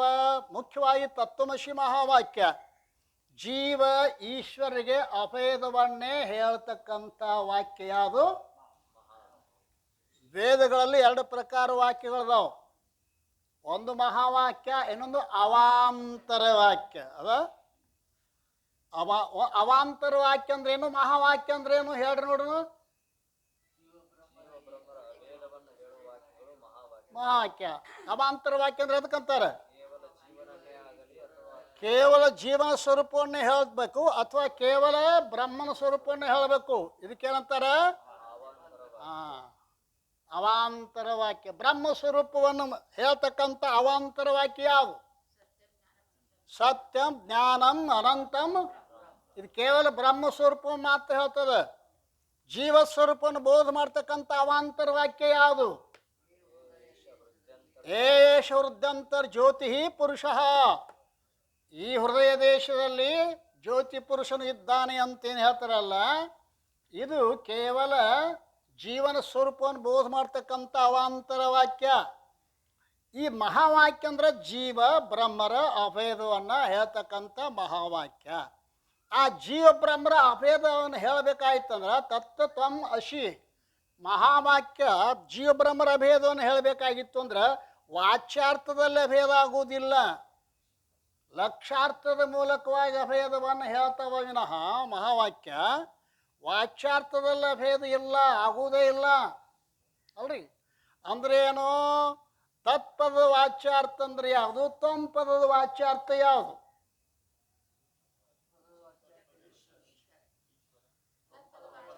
ತತ್ಪದ ವಾಚ್ಯಾರ್ಥ ಹೇಳ್ರಿ, ಯಾವ್ದದು? ಈಶ್ವರ ಗೊತ್ತದೆ. ಏನೇನು ಕುಡಿಸೋದು ತತ್ಪದ? ಮಾಯೆಯಲ್ಲಿ ಬ್ರಹ್ಮದ ಆಭಾಸ ಹಾಗೂ ಅಧಿಷ್ಠಾನವಾದ ಬ್ರಹ್ಮ ಮೂರು ಕುಡಿಸಿ ತತ್ಪದದ ಈಶ್ವರ ಪದದ ವಾಚ್ಯಾರ್ಥ. ತ್ವಂಪದದ ವಾಚ್ಯಾರ್ಥ ಯಾವುದು? ಅಂತಃಕರಣ ಅಥವಾ ಅವಿದ್ಯೆ ಅದಲ್ಲ. ಅವಿದ್ಯೆಯಲ್ಲಿ ಕೂಟಸ್ಥ ಚೇತನ ಆಭಾಸ, ಅಧಿಷ್ಠಾನವಾದ ಕೂಟಸ್ಥ ಚೇತನ ಮೂರು ಕೂಡಿಸಿ ತ್ವಂಪದದ ಜೀವ ಪದದ ವಾಚ್ಯಾರ್ಥ. ಇವೆರಡೂ ಅಭೇದ ಆಗುವುದಿಲ್ಲ. ಯಾಕಾವು ಸರ್ವಜ್ಞಾದ ಕಿಂಚಿಜ್ಞ ಇರುವುದರಿಂದ ಅದು ಏನು ಮಾಡ್ತಾರೆ ಅಂತ ಕೇಳ, ಮಹಾವಾಕ್ಯ ವಾಚ್ಯಾರ್ಥದಲ್ಲಿ ಅಭೇದ ಆಗುವುದಿಲ್ಲ, ಲಕ್ಷಾರ್ಥದಲ್ಲಿ ಅಭೇದ ಆಗ್ತದೆ. ಲಕ್ಷಾರ್ಥ ಅಂದ್ರೆ ಎದಕ್ಕಂತಾರೆ? ಲಕ್ಷಣದಿಂದ ಯಾವ ವಸ್ತು ತಿಳಿಸಿಕೊಳ್ಳೋದಕ್ಕೆ ಲಕ್ಷಾರ್ಥ ಅಂತಾರೆ. ಲಕ್ಷಣ ಮೂಲಕವಾಗಿ ತಿಳಿಸಿಕೊಳ್ತಕ್ಕಂಥ ವಸ್ತುವಿಗೆ ಲಕ್ಷಾರ್ಥ ಅಂತ ಕರೀತಾರೆ. ಆ ಲಕ್ಷಣಗಳು ಎಷ್ಟು ಪ್ರಕಾರದವ? ಯಾವ್ಯಾವ? ಜಹತ, ಅಜಹತ, ಭಾಗತ್ಯ. ಜಹತ ಲಕ್ಷಣ ಎದಕ್ಕಂತಾರೆ?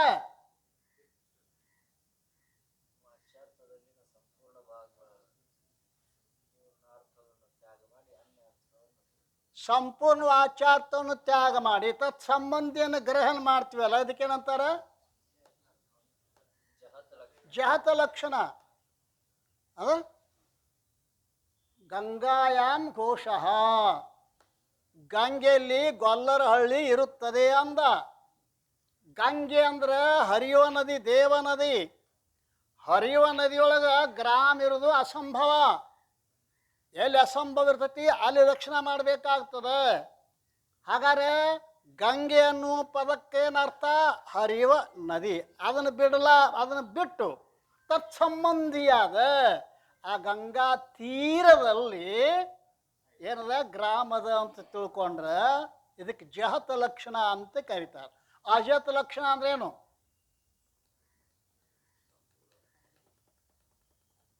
16 ವರ್ಷ ಆಯ್ತು ನಿಮ್ಗೆ ಕೂಡ ತೈಲಿ ಹೊಡ್ಕೊಳಕೈತಿ ಅಲ್ಲ? ಹಂಗಾಗಬಾರ್ದು. ನಾವು ನಾಷ್ಟ ಸಲುವಾಗಿ ಊಟ ಸಲುವಾಗಿ ಬಂದಿಲ್ತಮ್ಮ ಇಲ್ಲಿ ಸಿದ್ಧನ ಮಂಗಳದಾಗ ಕುಂತೀವಲ್ಲ, ಅದಕ್ಕೆ ಗೊತ್ತದ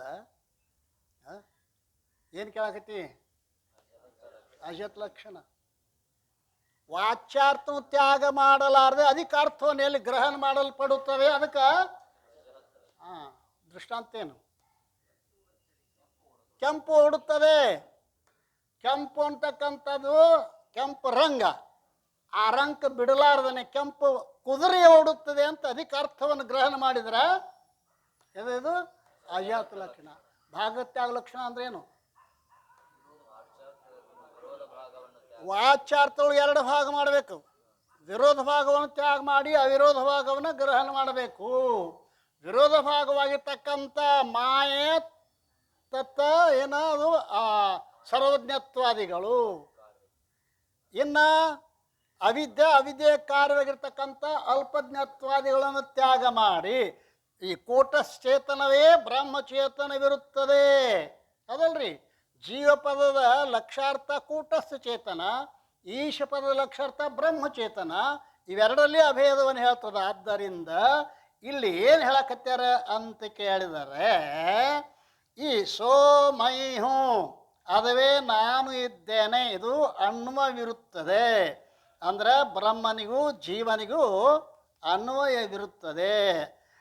ಇದು ಮಹಾವಾಕ್ಯದ ಅರ್ಥರೂಪವಾದ ಪ್ರತ್ಯೇಕವಿನ ಪರಮಾತ್ಮನು ತನ್ನ ಸ್ವರೂಪವೆಂದು ಹೇಳಲ್ಪಟ್ಟಿತು, ಹೇಳಂತಾಯಿತು. ಏನು ಹೇಳ್ದಂಗಾತು? ಪ್ರತ್ಯೇಕ ಅಭಿನ್ನ ಪರಮಾತ್ಮನು, ಪ್ರತ್ಯೇಕ ಅಭಿನ್ನ ಪರಮಾತ್ಮನು. ಈ ಪ್ರತ್ಯೇಗಾತ್ಮನೇ ಬ್ರಹ್ಮದೊಡನೆ ಅಭಿನ್ನವಾಗಿರ್ತಕ್ಕಂಥವನಾದ್ದರಿಂದ ಇವ ಏನದಾನ ಅಂತಕೆರ ಇದುವೇ ತನ್ನ ಸ್ವರೂಪ ಎಂದು ತಿಳಿಯಲ್ಪಡ್ತದೆ. ಅಂದ್ರೆ ಆ ಬ್ರಹ್ಮವು ಹೇಗೆ ಇರುತ್ತದೆ? 8 ವಿಶೇಷಣಗಳೇನು ಹೇಳ್ಯಾನಿಲ್ಲ. ಹೇಳನಿಲ್ಲ 8 ವಿಶೇಷಣಗಳು: ಸುಖ, ನಿತ್ಯ, ಪ್ರಕಾಶ, ವಿಭು, ನಾಮರೂಪಗಳಿಗೆ ಆಧಾರ, ಮತ್ತಿನಾಲ್ ಖೈ ಜಿಹಿ ಮತ್ತಲ್ಲಿ ಖೈ, ಶುದ್ಧ ಮತ್ತು ಅಪಾರ.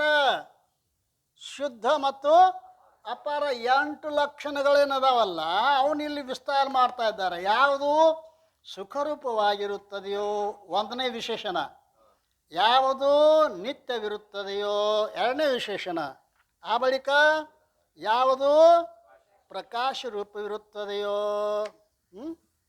ಇಲ್ಲಿ ಪ್ರಕಾಶ ರೂಪ ಒಂದೊಂದಕ್ಕೊಂದೊಂದು ಏನು ಹೇಳೋಣ ಟಿಪ್ಪಣಿಗಳನ್ನು ಕೊಟ್ಟಿದ್ದಾನೆ ನೋಡ್ರಿ. ಏನೇನು ಟಿಪ್ಪಣಿ ಓದ್ಬೇಕು ನಾವೀಗ? ಸುಖ ಹೌದಲ್ರಿ.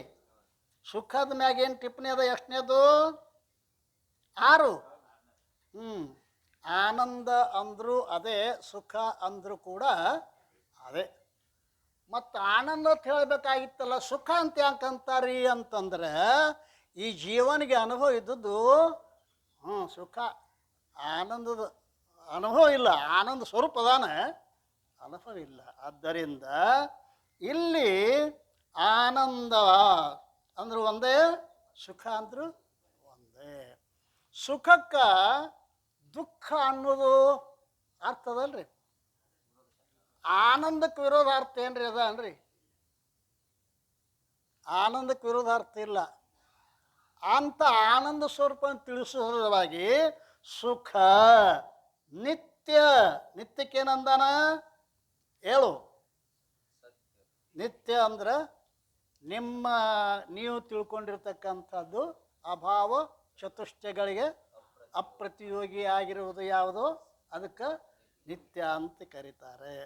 ಆ ಸುಖ ಸ್ವರೂಪವಾಗಿರುವುದೇ ನಿತ್ಯವಾಗಿರುತ್ತದೆ.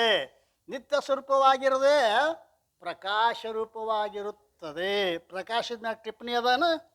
ಎಷ್ಟನೇ ಟಿಪ್ಪಣಿ ಅದ? 8. ಚಿತ್ತ, ಚೈತನ್ಯ, ಜ್ಞಾನ ಸ್ವರೂಪ, ವ್ಯಾಪಕ, ದೇಶಕಾಲ ವಸ್ತುಗಳಿಂದ ಅಂತರಹಿತವಾದದ್ದು ಇಷ್ಟದ ನೋಡಿ. ಪ್ರಕಾಶಕ್ಕೇನದ? ಹೇಗದ? ಪ್ರಕಾಶ ಅಂದ್ರು ಅದ, ಚಿತ್ತ ಅಂದ್ರು ಅದ, ಚೈತನ್ಯ ಅಂದ್ರು ಅದ, ಜ್ಞಾನ ಸ್ವರೂಪ ಅಂದ್ರು ಕೂಡ ಅದುವೇ.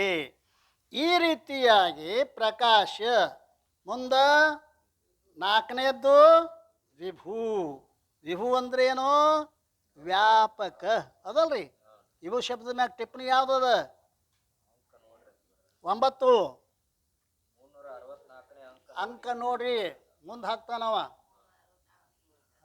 ಅಂದ್ರೇನು?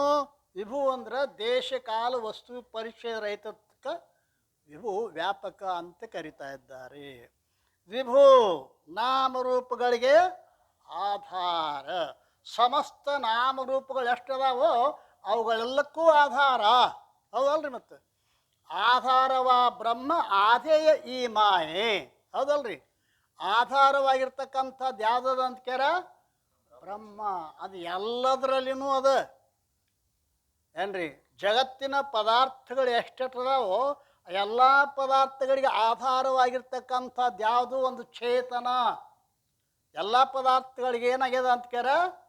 ಆ ಆ ಆ ಆ ಆ ಆಧಾರ ನಮಗೆ ಕಾಣಿಸಂಗಿಲ್ರಿ. ಹೌದ್ರಿ? ರಮಣ ಮಹರ್ಷಿಗಳ ಹತ್ರ ಯಾರೋ ಬಂದ್ರಂತ.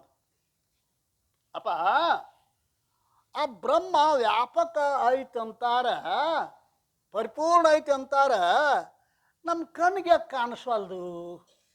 ಬರಬರಿತಿಲ್ರಿ ಪ್ರಶ್ನೆ. ನಿಮ್ಮ ಪೈಕಿ ವಕೀಲವ ಏನು ಕೇಳ್ತಾನು? ಬ್ರಹ್ಮ ವ್ಯಾಪಕ ಅಂತೀರಿ,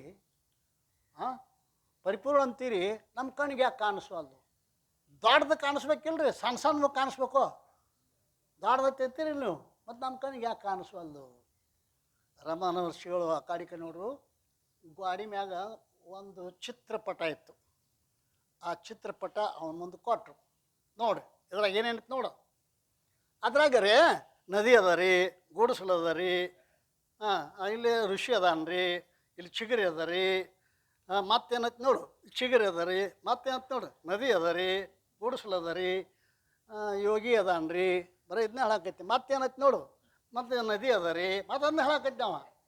ಮತ್ತೇನೈತಿ ನೋಡು, ನದಿ ಅದ ರೀ, ಗುಡಿಸಲು ಅದ ರೀ, ಸ್ವಾಮಿ ಅದಾನ್ರಿ, ಚಿಗರಿ ಅದ ರೀ, ಮತ್ತೇನೈತಿ ರೀ ಇದ್ರಾಗ ನೋಡ್ರಿ ಏಟೈತಿ. ಅಲ್ಲೋ, ಆ ನದಿ ಆ ಗುಡಿಸಲಕ್ಕೆ ಆಧಾರವಾದ ಪಟ ಯಾಕೆ ಕಾಣಿಸ್ವಲ್ದು ನಿನಗೆ ಅಂತ ಕೇಳಿದ್ರು ಅವರು. ಅರ್ಥ ಆಗಕತ್ತೈತಿ ಇಲ್ಲ? ನಮ್ಮ ಹಣೆ ಬರ ಹಂಗಾಗಿತ್ತು. ಮತ್ತೆ ನಮಗೆ ಬ್ರಹ್ಮದ ಅನುಭವ ಬರವಲ್ದು, ಬರೇ ನಾಮರೂಪ. ಯಾಕೆ? ನಮ್ಮ ಮನಬುದ್ಧಿಗಳು ಅದ ಬಜಾರ್ದಾಗ ತಿರುಗಾಡ್ಯಾವ. ಯಾವ ಬಜಾರ್ದಾಗ? ನಾಮರೂಪದ ಬಜಾರ್ದಾಗ.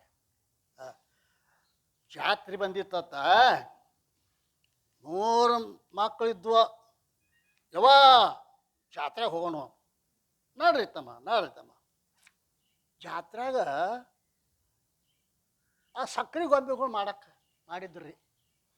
ಅವು ಕುರಿ, ಕೋಳಿ, ಮಂಗ್ಯ ಇದ್ದು ರೀ. ಒಂದು ಹುಡುಗತ್ತೆ, ಯವ್ವ ನನಗೆ ಕುರಿ ಕೊಡಿಸು, ಕುರಿ. ಯವ್ವ ನನಗೆ ಕೋಳಿ ಕೊಡಿಸು. ಯವ್ವ ನಮ್ಮ ಮಂಗ್ಯ ಬೇಕು ಅಂತ್ರಿ. ಆಕೆ ಕೇಳಿದ್ರು, ತಮ್ಮ ಈ ಕೋಳಿ ಎಟ್ಟ, ಈ ಕುರಿಗೆ ಎಟ್ಟ, ಈ ಮಂಗ್ಯಕ್ಕೆ ಎಟ್ಟ? ಎಟ್ಟಲ್ಲಿ ತೊಗೊರವ ಏನ್ರಿ? 10 ರೂಪಾಯಿಗೆ ಅರ್ಧ ಕೆ ಜಿ ತೊಗೊಂಡ್ರು. ಅದು ಕೋಳಿ ಬೇಡಕ್ಕೆ ಕೋಳಿ ಕೊಟ್ಟರು, ಕುರಿ ಬೇಡಕ್ಕೆ ಕುರಿ ಕೊಟ್ಟು, ಮಂಗ್ಯಾನ ಕೊಟ್ಟು, 4 2 ತಿಂದು 2 ಕೈಯಾಗ ಹಿಡ್ಕೊಂಡು ಮಕ್ಕೊಂಡಿದ್ದು ರೀ. ರಾತ್ರಿ ಆಕಿ ಅಣ್ಣ ಬಂದ, ಚಹಾ ಮಾಡ್ಬೇಕತ್ತು ಒಳಗೆ ಹೋದಳು. ಸಕ್ರೆ ಡಬ್ಬಿ ಖಾಲಿ ಇತ್ತು. ಏನು ಮಾಡಬೇಕು ವಿಚಾರ ಮಾಡಕತ್ತಳು. ಆ ಹುಡುಗ ಕೈಯಾಗಿದ್ದಲ್ಲ ಕೋಳಿ ಕುರಿ ಹಾಕಿ ಶಾನ ಮಾಡ್ಯವು. ಚಹಾ ಕುಡಿಯಕ್ಕೆ ಹತ್ತಿದ್ದ, ಗಾಂಡ ಬಂದ. ಸಕ್ರೆ ಇದ್ದಿದ್ದಿಲ್ಲ, ಮತ್ತು ಹೆಂಗೆ ಚಹಾ ಮಾಡಿದೆ? ಅವಾಗ ಕೋಳಿ ಕುರಿ ಹಾಕಿ ಮಾಡೀನಿ ಅಂದಳಕ್ಕೆ. ಕಪವಶಿ ಕೆಳಗಿಟ್ಟ ಕೋಳಿ ಕುರಿ ಹಾಕಿ ಚಹಾ ಮಾಡ್ತೀರಿ? ಜಗಳನ ಹತ್ತಿರಿ ಅವ್ರಿಗಿಬ್ಬರಿಗೂ. ಆಕಿ ತಾಯಿಗೆ ಅದ್ರ ಆಧಾರ ಸಕ್ರೆಯಿಂದ ಎಲ್ಲಕ್ಕೂ ಆಧಾರ. ಕೋಳಿಗೂ ಆಧಾರ, ಕುರಿಗೂ ಆಧಾರ, ಮಂಗ್ಯಾಕ್ಕೂ ಆಧಾರ, ನಮಗೂ ಆಧಾರ, ನಿಮಗೂ ಆಧಾರ, ದನಗಳಿಗೆ ಆಧಾರ, ಎಲ್ಲಕ್ಕೂ ಆಧಾರ ಯಾವುದದ? ಪರಬ್ರಹ್ಮ ವಸ್ತು. ಆದ್ದರಿಂದ ಏನು ಹೇಳಬೇಕಾಗೈತಿ ಇಲ್ಲಿ ಅಂತ ಕೇಳಿದ್ರೆ ನಾಮರೂಪಕ ಆಧಾರ. ಈ ನಾಮರೂಪಕ್ಕೆ ಆಧಾರ ಅಷ್ಟೇ ಅಲ್ಲ, ಅದು ಬ್ರಹ್ಮವಾಗಿರುತ್ತದೆ. ಮತ್ತು ಪುನಃ ಆ ಬ್ರಹ್ಮ ಹೇಗೆ ಇರುತ್ತದೆ ಅಂತ ಕೇಳ ಮತ್ತಿನಾಲ್ಕೈ ಜಿಹಿ ಮತ್ತಿಲಕೈ. ಭಾಳ ಸುಂದರವಾದ ಮಾತು. ಇಷ್ಟನ್ನ ತಿಳ್ಕೊಂಡ್ರೆ ಬ್ರಹ್ಮಜ್ಞಾನ ಇಲ್ಲೇ ಆಗುವಷ್ಟು ವ್ಯವಸ್ಥೆ ಮಾಡ್ಯಾನ ಪುಣ್ಯಾತ್ಮ. ಮತ್ತಿನಾಲ್ಕೈ ಜಿಹಿ ಮತ್ತಿಲಕೈ. ಇದು 3 ಅರ್ಥವನ್ನು ಬರ್ದಾರ. ಇದಕ್ಕೆ ಬರ್ದಾರಿಲ್ರಿ, ಪುಸ್ತಕ ಮುಂದದ ಇಲ್ಲ. ಏನೇನು ಬರ್ದಾರಪ್ಪ? ಒಂದನೇದ್ದೇವನು ಹೇಳ್ರಿ.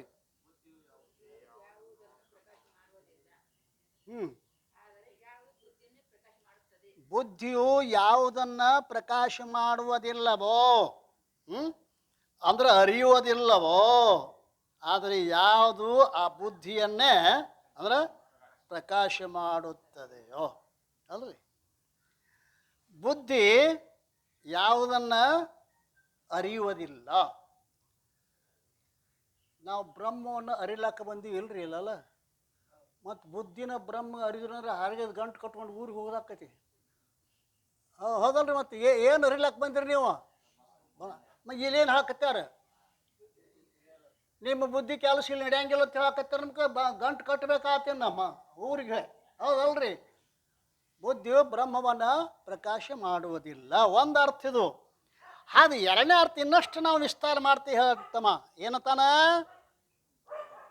ಏನು?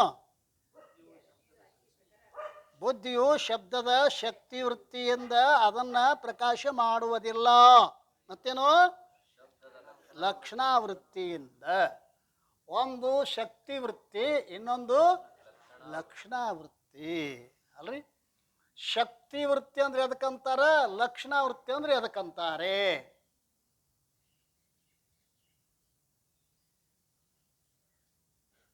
ಶಕ್ತಿ ವೃತ್ತಿ ಶಬ್ದಕ್ಕೂ ಅರ್ಥಕ್ಕೂ ಸಾಮಾನ್ಯ ಏನು ಸಾಕ್ಷಾತ್ ಸಂಬಂಧ ಇದ್ರೆ ಇದಕ್ಕೆ ಅಂತಾರ ಶಕ್ತಿ ವೃತ್ತಿ ಅಂತಾರೆ. ಘಟ ಅಂತ ನಾನು ಪದ ಪ್ರಯೋಗ ಮಾಡಿದೆ ಅಂತಂದು ಮುಂದಿಟ್ಟಿಲ್ಲ ನಿಮಗ. ಘಟ ಅಂತ ಹಿಂಗ ಅಂದೀವಿ, ನಿಮ್ಮ ಮನಸ್ಸಿನಾಗ ಆಕಾರ ಕಲಶ ರೂಪ ಆಕಾರ ಅರ್ಥ ಇಲ್ಲ ಅಂದ್ರೇನು?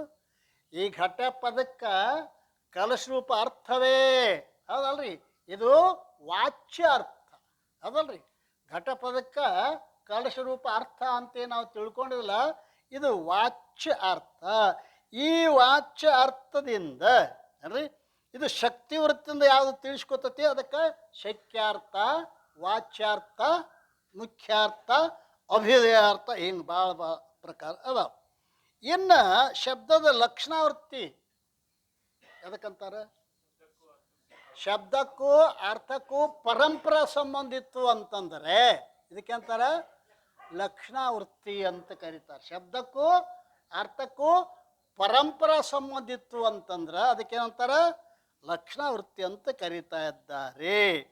ಈ ರೀತಿಯಾಗಿ ಲಕ್ಷಣಾವೃತ್ತಿಯಿಂದ ಬುದ್ಧಿಯು ಬ್ರಹ್ಮವನ್ನು ತಿಳಿಯುತ್ತದೆ. ಅಲ್ರಿ ಮ್ಯಾಲ ಬುದ್ಧಿ ಬ್ರಹ್ಮವನ್ನು ತಿಳಿಯಂಗಿಲ್ಲ ಅಂತ ಹೇಳಿದ್ರಿ, ಇಲ್ಲಿ ಬುದ್ಧಿ ಬ್ರಹ್ಮವನ್ನು ತಿಳಿತದಂತೀರಿ. ನಿಮಗೂ ದಿವಸ ಆಗ್ಯಾವ ಗುರುಗಳ, ಸ್ವಲ್ಪ ನೋಡಿ ಮಾತಾಡ್ರಿ ಅಂದ ಶಿಷ್ಯ. ಹೌದಲ್ರಿ. ಮತ್ತಿಲ್ಲ ಮ್ಯಾಲ ಹೇಳ್ಯಾರ ಇಲ್ಲ ಬುದ್ಧಿ ಬ್ರಹ್ಮವನ್ನು ತಿಳಿಯಂಗಿಲ್ಲ ಅಂತ ಹೇಳಿಲ್ಲ. ಈಗೇನು ಹಾಕತ್ತಾರು? ಬುದ್ಧಿ ಬ್ರಹ್ಮವನ್ನು ತಿಳಿಯುತ್ತದೆ ಅಂದ್ರೆ ನಾವು ವಾಚಾರ್ಥದಿಂದ ಬುದ್ಧಿ ತಿಳಿಯಂಗಿಲ್ಲ ಅದಲ್ರಿ. ಲಕ್ಷಣಾವೃತ್ತಿಯಿಂದ ಬುದ್ಧಿ ತಿಳಿಯುತ್ತದೆ ಅಂತೇನು ಹೇಳಿದ್ರಲ್ಲ. ಮೂರನೇದು ಹಿಂಗದ ರೀ, ಮಲಿನ ಬತ್ತಿ ಜಿಸ್ ಬ್ರಹ್ಮಕ್ಕೂ ಜಾನೇ ನಹಿ. ಮಲಿನವಾದ ಬುದ್ಧಿಯು ಬ್ರಹ್ಮವನ್ನು ತಿಳಿಯುವುದಿಲ್ಲ, ಶುದ್ಧವಾದ ಬುದ್ಧಿಯು ಬ್ರಹ್ಮವನ್ನು. ಮಲಿನವಾದ ಬುದ್ಧಿ ಅಂದ್ರೆ ಏನದು? ಮಲಿನವಾದ ಬುದ್ಧಿ ಅಂದ್ರೆ ಏನದು? ಮಲವಿಕ್ಷೇಪ ದೋಷಗಳಿಂದ ಯುಕ್ತವಾದ ಬುದ್ಧಿ ಇದು. ಎಷ್ಟು ರಾಡ್ ಐತೈತಿ ಒಳಗೆ ಬುದ್ಧಿ ಗೊತ್ತದೇನ್ರಿ? ಸಾವಿರಾರು ಲಕ್ಷ ಜನ್ಮಗಳನ್ನ ತಾಳ್ಕೊಂಡು ಬಂದೈತಿಯಲ್ಲ ಇದು ಅಷ್ಟು ಹೊಲಸು ಹಚ್ಕೊಂಡು ಬಂದತ್ರಿ ಇದು ತಿಳಿತ್ರೆ. ಅದಕ್ಕೆ ಮಲಿನವಾದ ಬುದ್ಧಿಯು ಮಲವಿಕ್ಷೇಪ ದೋಷಯುಕ್ತವಾಗಿರ್ತಕ್ಕಂಥ ಬುದ್ಧಿ ಬ್ರಹ್ಮವನ್ನು ಅರಿಲಿಕ್ಕೆ ಸಾಧ್ಯ ಇಲ್ಲ. ಶುದ್ಧವಾದ ಬುದ್ಧಿ ಅಂದ್ರೇನು? ಮಲವಿಕ್ಷೇಪ ದೋಷರಹಿತವಾಗಿರ್ತಕ್ಕಂಥ ಅನೇಕ ಪ್ರಕಾರವಾಗಿರ್ತಕ್ಕಂಥ ಆ ಕರ್ಮಗಳನ್ನು ನಿಷ್ಕಾಮವಾಗಿ ಕರ್ಮಗಳನ್ನು ಮಾಡಿ ಮಲದೋಷವನ್ನು ಕಳ್ಕೊಂಡಿರಬೇಕು. ನಿಷ್ಕಾಮ ಉಪಾಸನೆಯನ್ನು ಮಾಡಿ ವಿಕ್ಷೇಪ ದೋಷವನ್ನು ಕಳ್ಕೊಂಡಿರಬೇಕು. ಅದು ಶುದ್ಧವಾದ ಬುದ್ಧಿ ಏನು ಮಾಡ್ತದೆ ಅಂತಕ್ಯಾರ? ಬುದ್ಧಿ ಬ್ರಹ್ಮವನ್ನು ತಿಳಿಯುತ್ತದೆ.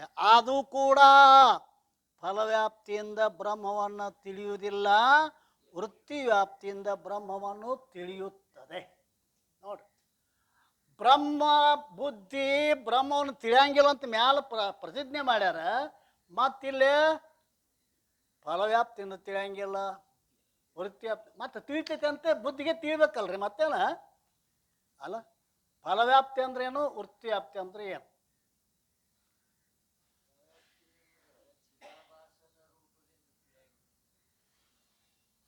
ಅದಕ್ಕೆ ಅದ್ರ ಲಕ್ಷಣ ಅದ.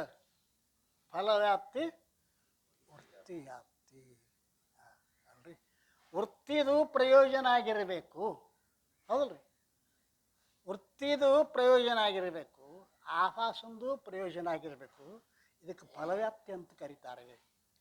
ಸಕಲ ಅನಾತ್ಮ ಪದಾರ್ಥಗಳೆಲ್ಲ ಫಲವ್ಯಾಪ್ತಿ ವಿಷಯಕ್ಕವು, ಹೌದಲ್ರಿ? ಘಟ ನಾವು ತಿಳ್ಕೊಂಡಿವಲ್ಲ, ಇಲ್ಲೇ ಆ ಘಟವನ್ನು ತಿಳಿಯುವ ಸಂದರ್ಭದಲ್ಲಿ ಅಂತಃಕರಣದ ವೃತ್ತಿಯು ಘಟಕ್ಕೆ ಸಂಬಂಧ ಆಗಿ ಅದರ ಆಕಾರವಾಗ್ತಕ್ಕಂಥದ್ದು ಏನದ? ಅದು ವೃತ್ತಿ. ಅದು ಘಟದ ಆಕಾರ ಆಗಿರ್ತಕ್ಕಂಥದ್ದು ವೃತ್ತಿ. ಆ ವೃತ್ತಿಯೊಳಗಿನ ಆಭಾಸದಾನಿಲ್ಲ, ಹಾಂ, ಆ ವೃತ್ತಿ ಕೆಲಸನೂ ಆವರಣ ಭಂಗ ಮಾಡೋದಷ್ಟೇ, ಹೌದಲ್ರಿ?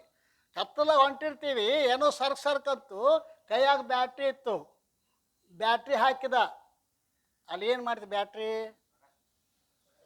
ಕತ್ತಲನ್ನು ಕೈತ ಹೊರತು ಹಾಮಾಚೋಳ ನಿನ್ನ ಕಡೆ ಹತ್ತದ, ಅದು ನನಗೆ ಗೊತ್ತಿಲ್ಲತ್ತತೆ ಅದು ಬ್ಯಾಟ್ರಿ, ಹೌದಲ್ರಿ? ಆ ಬೆಳಕ ಕತ್ತರಿ ಕೈದಟ್ಟು ನನ್ನ ಕೆಲಸ. ಹಂಗೆ ಆವರಣ ಏನು ಮಾಡ್ತದ? ವೃತ್ತಿ ಆವರಣ ಭಂಗ ಮಾಡ್ತದೆ, ಘಟದ ಆವರಣ ಭಂಗ ಮಾಡ್ತು.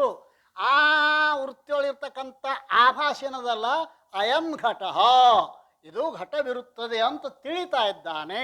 ಎರಡರದ್ದು ಪ್ರಯೋಜನ ಆಗ್ತದಕ್ಕೆ ಫಲವ್ಯಾಪ್ತಿ ಅಂತ ಕರೀತಾರೆ. ಇಲ್ಲಿ ಚಿದಾಭಾಸನ ಪ್ರಯೋಜನ ಆಗಲಾರ್ದನೆ ಕೇವಲ ವೃತ್ತಿ ಆವರಣ ಭಂಗ ಮಾತ್ರ ಆಕಿತ್ತು ಅಂತಂದ್ರೆ ಇದಕ್ಕೇನಂತಾರೆ? ವೃತ್ತಿ ವ್ಯಾಪ್ತಿ ಅಂತ ಕರೀತಾರಲ್ಲ. ಇಲ್ಲಿ ಕೂಡ ಆ ವೃತ್ತಿ ವ್ಯಾಪ್ತಿನೂ ಕೂಡ ಏನ್ರಿ ಅದಲ್ಲ. ಆ ವೃತ್ತಿಯಾದರೂ ಕೂಡ ದೀಪವು ಅನ್ಯ ಪದಾರ್ಥಗಳು ಹೇಗೆ ಪ್ರಕಾಶಿಸುವುದೋ ಹಾಗೆ ಬ್ರಹ್ಮವನ್ನು ಪ್ರಕಾಶ ಮಾಡಿದ್ರು ಸಮರ್ಥ ಅಲ್ಲ. ವೃತ್ತಿನೂ ಕೂಡ ಈಗ ಇದು ಹ್ಯಾಂಗೆ ಇದನ್ನು ಪ್ರಕಾಶ ಮಾಡ್ತತಿಲ್ಲ ದೀಪ, ಹಂಗೆ ವೃತ್ತಿಯು ಯಾವ ಸ್ವಯಂ ಪ್ರಕಾಶ ಆಗಿರ್ತಕ್ಕಂಥ ಪರಬ್ರಹ್ಮನ ಪ್ರಕಾಶ ಮಾಡಲಿಕ್ಕೆ ಸಾಧ್ಯ ಇಲ್ಲ. ಮತ್ತೇನು ಮಾಡ್ತದ? ಆದರೆ ದೃಷ್ಟಾಂತ ಭಾಳ ಸುಂದರ ಕೊಟ್ಟಿದ ಪುಣ್ಯಾತ್ಮ ಅನ್ರಿ. ಎಷ್ಟು ನಮಸ್ಕಾರಗಳನ್ನು ಮಾಡ್ರು ಸಾಧನ ಚೆಲ್ಲಾಸ್ರಿ ಕಡಿಮೆ ಅದ. ಏನು ದೃಷ್ಟಾಂತ ಕೊಡ್ತಾರೆ? ವೃತ್ತಿ ಕೆಲಸ ಏನು, ಆಭಾಸನ ಕೆಲಸ ಏನು, ಭಾಳ ಸುಂದರವಾಗಿ ಬರೀತಾರೆ. ಪಾತ್ರೆಯಿಂದ ಮುಚ್ಚಲ್ಪಟ್ಟ ನಾವು ಕತ್ತಲೆಯಲ್ಲಿರಲು ಆ ಪಾತ್ರೆಯನ್ನು ಗಡಿಗೆಯಿಂದ ಒಡೆದಾಗ ಹೇಗೆ ರತ್ನ ಪ್ರಕಾಶಿಸುವುದು. ಈಗ ಕತ್ತಲು ಕೋಣೆದ ಕೋಣೆ ಐತೆ ಅಂತ ತಿಳ್ಕೊರಿ, ಕೋಣೆ ತುಂಬ ಕತ್ಲದ. ಅಲ್ಲಿ 2 ಗಡಿಗೆ ಡಬ್ ಹಾಕ್ಯಾರ ಅಂತ ತಿಳ್ಕೊರಿ. ಒಂದು ಗಡಿಗೆ ಕೆಳಗೆ ರತ್ನದ, ಒಂದು ಗಡಿಗೆ ಕೆಳಗೆ ಕರಿ ಕಲ್ಲದ, ಅದಲ್ರಿ? ಒಳಗೆ ಹೋದಬ್ಬ ಕತ್ತಲದ. ಆ ಕರಿ ಕಲ್ಲನ್ನು ಆವರಣ ಮಾಡಿತ್ತಲ್ಲ ಗಡಿಗೆ, ಅದನ್ನು ಬಡಗಿಲೆ ಒಡೆದ. ಈಗ ಗಡಿಗೆ ಮ್ಯಾಗೆ ಗಡಿಗೆ ಆವರಣ ಹೋಗ್ಯದ, ಕರಿ ಕಲ್ಲಿನ ಮ್ಯಾಗ ಆವರಣ ಹೋಗ್ಯದ. ಆದರೂ ಕೂಡ ಕರಿ ಕಲ್ಲು ಪ್ರಕಾಶ ಆಗಂಗಿಲ್ಲ. ದೀಪ ತನ್ನನ್ನು ನೋಡಿದಾಗ ಆ ಕರಿ ಕಲ್ಲ ದೀಪದ ಅಪೇಕ್ಷೆ ಮಾಡಿತು, ಹೌದಲ್ರಿ? ಆ ದೀಪ ಹೊರಗಿಟ್ಟು ಬಂದ. ಎರಡನೇದೊಂದು ಆ ಗಡಿಗೆ ಬೆಡ್ಡಾಗ ಏನಿತ್ತು? ರತ್ನ ಇತ್ತು. ಅದನ್ನು ಬಡ್ದ, ಚಿಮ್ನಿ ಬೆಡ್ತತೆ ಅದು ರತ್ನ. ಚಿಮ್ನಿ ಹಂಗೆ ಅಪೇಕ್ಷೆ ಮಾಡೋದಿಲ್ಲವೋ ಹಾಗ ನಿನ್ನ ಆಭಾಸ ನಿನ್ನ ಆಭಾಸನ ಪ್ರಕಾಶ ನಡೆಯಂಗಿಲ್ಲ. ಯಾಕೆ? ಸ್ವಯಂ ಪ್ರಕಾಶದ ಯಾವುದು? ಆತ್ಮ ಬ್ರಹ್ಮ ಸ್ವಯಂ ಪ್ರಕಾಶ ಇರುವುದರಿಂದ ಚಿದಾಭಾಸನ ಪ್ರಕಾಶಲಾಗುವುದಿಲ್ಲ. ಅದಲ್ರಿ, ನೀವು ಚಿದಾಭಾಸನ ಬಗ್ಗೆ ನಮ್ಮ ಗುರುಗಳು ಭಾಳ ಸುಂದರ ದೃಷ್ಟಾಂತ ಹೇಳ್ತಿದ್ದಾರೆ. ಸೂರ್ಯನ ಎದುರಿಗೆ ಒಂದು ಕನ್ನಡಿ ಹಿಡ್ದಾನ ಕನ್ನಡಿ ಗಾಡಿ ಮೇಲೆ ದುಂಡಿಗೆ ಬೆಳಕ ಹಾಕತ್ತೆ. ಅದು ಯಾವುದು? ಆ ಕನ್ನಡಿ ಸೂರ್ಯಾಂದು ಏನು? ಆ ಬೆಳಕು ದುಂಡ್ಗ ಸೂರ್ಯಾಂದು ಏನು ಕನ್ನಡಿದು? ಸೂರ್ಯಾಂದಾದ್ರೆ ಕನ್ನಡಿ ಹಾಕಿ ತಗೊಂಡ್ರಿ, ಕನ್ನಡಿ ಇಡ್ರಿ.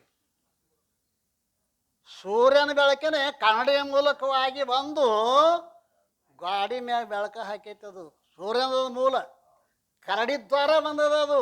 ಹೌದಲ್ರಿ? ಆ ಕನ್ನಡಿ ಹಿಡಿದಿದ್ದಲ್ಲ, ಈ ದುಂಡಿಗೂ ಗಾಡಿ ಮೇಲೆ ಬೆಳಕೈತಿಯಲ್ಲ, ಅದು ಸೂರ್ಯನ ಮೇಲೆ ಹಾಕ್ಬೇಕಂತ ಕನ್ನಡಿ ಸೂರ್ಯನ ಕೈ ಹಿಡಿದಪ್ಪ. ಬಿತ್ತರ ಬೆಳಗ ಸೂರ್ಯನ ಮ್ಯಾಗ ಬೀಳಿಲ್ಲ. ಅಯ್ಯಯ್ಯ, ಗಾಡಿ ಮೇಲೆ ಬಿತ್ತರ ಬೆಳಕ ಸೂರ್ಯನ ಮೇಲೆ ಬೀಳಿಲ್ಲ. ಅರೆ ಅರೆ ಅರೆ ಅರೆ ಇದು ಚಿದಾಭಾಸ ಅಂದ್ರೆ ಇಷ್ಟ ಕೆಲಸದ. ಚಿದಾಭಾಸ ಅಂದ್ರೆ ಕನ್ನಡಿಯಾಗಿನ ಸೂರ್ಯ ಇದ್ದಂಗೆ. ಇದು ಜಡ ಪದಾರ್ಥದ ಮೇಲೆ ತಾನು ಡೌಲತ್ ತೋರಿಸ್ತದೆ. ಇದು ಚಿದಾಭಾಸ. ಆ ಸ್ವಯಂ ಪ್ರಕಾಶವಾಗಿರ್ತಕ್ಕಂಥ ಬ್ರಹ್ಮದ ಮುಂದೆ ಇವನು ಆಟ ನಡೆಯಂಗಿಲ್ಲ. ಆ ಯಾವ ಕನ್ನಡಿ ಬೆಳಕ ಸೂರ್ಯನಲ್ಲಿ ಹೋಗಿ ಐಕ್ಯಾತ ಹೊರತು ಆ ಸೂರ್ಯನ ಪ್ರಕಾಶ ಮಾಡಲಿಲ್ಲ. ಹಾಗೆ ಈ ಚಿದಾಭಾಸ ಬ್ರಹ್ಮನ ತಿಳಕ್ಕೆ ಹೋಗಿ ಬ್ರಹ್ಮ ಸ್ವರೂಪಕ್ಕನ ವಿನಃ ಆ ಬ್ರಹ್ಮವನ್ನು ಪ್ರತ್ಯೇಕವಾಗಿ ನಿಂತು ಅರಿಲಕ್ಕೆ ಅವನಿಗೆ ಸಾಧ್ಯವಿಲ್ಲ. ಆದ್ದರಿಂದ ಇಲ್ಲಿ ಎರಡು ದೃಷ್ಟಾಂತಗಳನ್ನು ಕೊಟ್ಟು ನಮಗೆ ತಿಳಿಸ್ತಾ ಇದ್ದಾರೆ. ಅಂದ್ರೆ ಏನು? ಆವರಣ ಭಂಗ ಮಾತ್ರವೇ ಬ್ರಹ್ಮಜ್ಞಾನ ಅಂತ ತಿಳ್ಕೋರಿ. ಅರ್ಥ ಆಗೈತಿ ಇಲ್ಲ? ಆವರಣ ಭಂಗ ಮಾಡೋದು ಮಾತ್ರ ಬ್ರಹ್ಮಜ್ಞಾನ. ಚಿದಾಭಾಸನಿಗೆ ಬ್ರಹ್ಮಜ್ಞಾನ ಆಕತ್ತೆ ಅಂತ ನೀವು ಹೇಳ್ತೀರಿ. ಬ್ರಹ್ಮಜ್ಞಾನ ಕೂಟಸ್ನ ಆಕತ್ತೇವ, ಚಿದಾಭಾಸನ ಆಕತ್ತೇವ? 4ನೇ ತರಂಗದ ಭಾಳ ಚಂದ ಬೆಳ್ಯಾನ. ಯಾರು ಆಕತಿ? ಚಿದಾಭಾಸ ಬ್ರಹ್ಮನ್ ತಿಳಿತಾನ ಹಂಗಾರೆ? ಅಮ್ಮ ಈ ಹೇಳಿದ್ರೆ ಚಿದಾಭಾಸಕ್ಕೆ ಬ್ರಹ್ಮಜ್ಞಾನ ಆಕತ್ತೆ ಅಂತ ಹೇಳಿದ್ರಲ್ಲ.